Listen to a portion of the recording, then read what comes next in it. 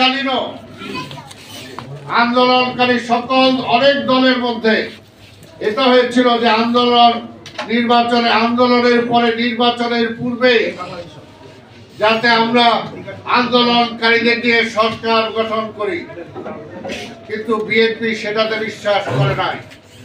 তাই আমরা বলতে চাই, আজকের আন্দোলন সফল হওয়ার পরে যে অন্তর্বর্তীকালীন সরকার গঠিত হয়েছে, আমরা বিএনপির পক্ষ থেকে তাদেরকে সর্বাত্মক সহযোগিতা করার ঘোষণা আমরা দিয়েছি।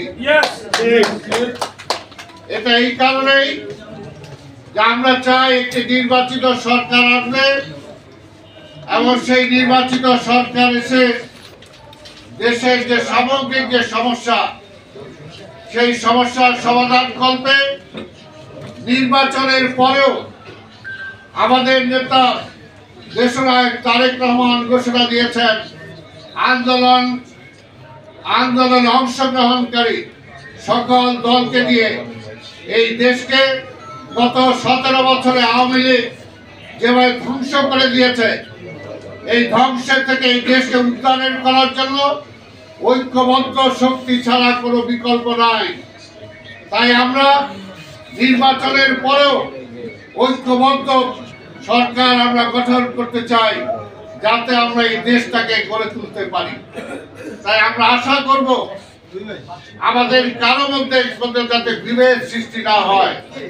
আমরা চাই গণতন্ত্রকে ফিরিয়ে আনতে, আমরা চাই মানুষের ভোটের অধিকার মানুষের কাছে ফিরিয়ে দিতে, আমরা চাই মানুষের অর্থনৈতিক যে লুট করেছে আওয়ামী সরকার, সেই অর্থনৈতিক ব্যবস্থা আমরা তাদের মাঝে ফিরিয়ে দিতে চাই।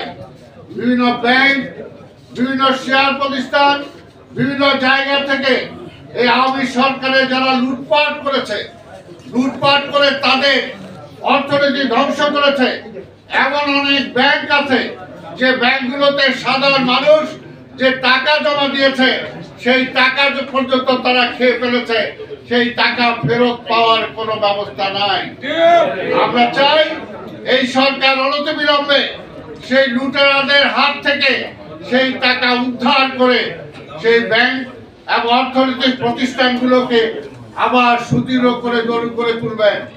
আমরা চাই যে আজকে প্রধান উপদেষ্টা তার সারা বিশ্বব্যাপী তার একটি ভালো ভূমিকা আছে, তার ভালো একটি অবস্থান আছে। আমরা চাই যে নতুন কোন ঋণ আমরা চাই না। আমরা চাই যে বিভিন্ন ব্যাংকের, ওয়ার্ল্ড ব্যাংক থেকে শুরু করে এশিয়ান ব্যাংক থেকে শুরু করে বিভিন্ন দাতা গোষ্ঠী যে টাকা দিয়েছে, সেই টাকাগুলো আওয়ামী সরকার সব খেয়ে ফেলেছে।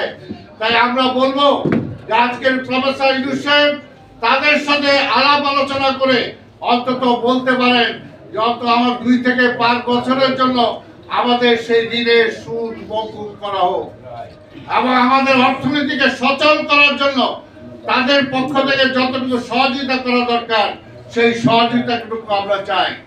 তা না হলে আমরা কি জানি যে এখনো আজকের আওয়ামী সরকারের প্রেতাত্মা তারা এখনো বসে আছে, তারা ভারতকে অনুরোধ করে এই দেশে আবার নির্বাচন দেওয়ার জন্য, যাতে তারা সহযোগিতা করে।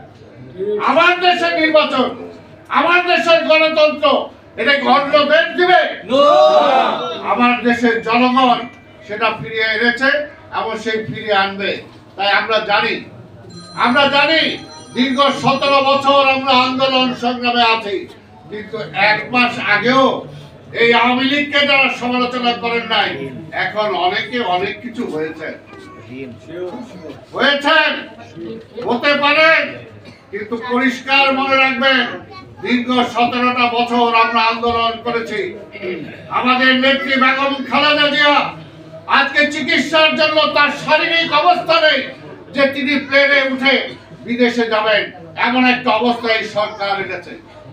আমাদের নেতা দেশনায়ক তারেক রহমান আজকে কি অবস্থা আছেন আপনারা জানেন, যারা অনেক কথা বলেন।